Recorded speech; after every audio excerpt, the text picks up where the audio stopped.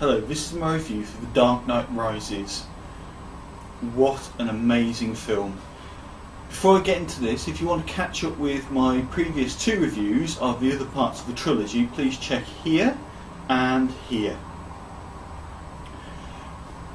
This film is great. I mean, really, really beautiful. A brief synopsis of the film is it's the third part of the trilogy. So in the last one at the end, I don't want to spoil that either, but you will have seen the film by now because it's quite a few years old, and if you're going to be watching this review, you've probably watched the previous films anyway. So Bruce Wayne, who is is Batman, is actually taking on the responsibility of causing chaos in Gotham, even though he hasn't. So he's gone and become a recluse. So this one takes up from that point. And it's also the film where he meets Catwoman, which is an amazing part as well. And also it kind of really stamps down some future films in this film. You can really see that they're building up to do other spin-offs, even though I always thought this was the end of the trilogy. It's obviously the end of the trilogy, but only the start of the mass franchise that will be anything to do with Batman. It is being tinged with a lot of problems, this film. Everybody, I imagine, will know of that horrific thing that happened in America, where that person entered the cinema and killed a lot of people. It actually, my heart goes out to everybody who was affected by that.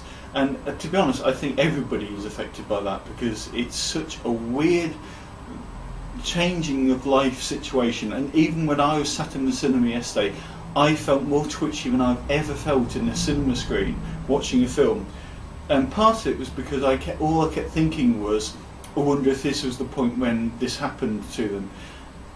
It's not a nice feeling, and it does tinge the film for me actually now.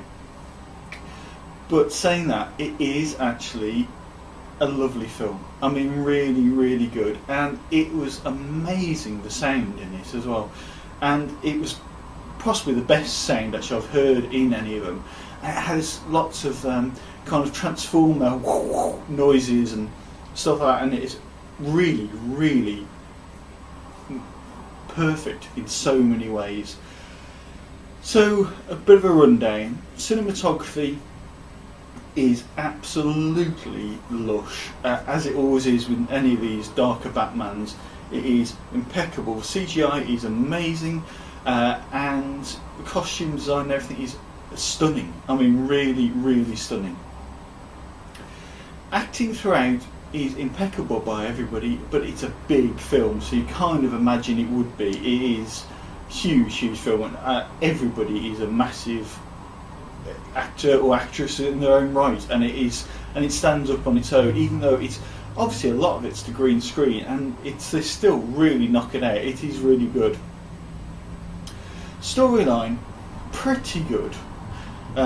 These are the only bits I have a little bit of an issue with. Storyline is pretty amazing, but I really suffer with the main nasty character in this, who's called Bane, and he's a bit of a challenge to get around. He's played by Tom Hardy, obviously, who's an amazing actor, really, really well done, but as we said, I really struggle with his voice. You'll understand it when you see the film. If you've seen any of the clips of the film or the trailer, you'll see that he actually has quite a large face mask on. Now, for me, it's obviously implicit into the story why he's got that on his face, but they don't make it very easy to hear. All the rest of the saying was pin sharp, and that his voice was really hard and really kind of really, really indistinguishable at some points, and certain parts of what he actually said actually completely missed. And I actually checked with a few other people, and they missed certain parts of his script as well because you couldn't quite hear because of the squelch on it. To try and sum up the sound of his voice is, for me, it's like a mixture of Darth Vader and Yoda mixed together. It's like a higher pitched Darth Vader at certain points, and he speaks in a strange kind of rhythmical way, which does confuse you when you're listening to it. Again, it's beautifully done, and it must have been very hard for him to act through that mask, because you can't see his mouth. He's doing all the expression with his eyes and his you know, all the parts of his face bar his mouth. It's very, very hard to do. So I'm going to have to give this film 4 out of 5. Now that's all three have got 4 out of 5, and it is an amazing film.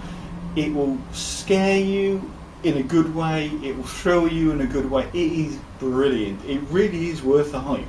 Only thing I had a real issue with, to be brutally honest, was some parts of the script were a little bit weak.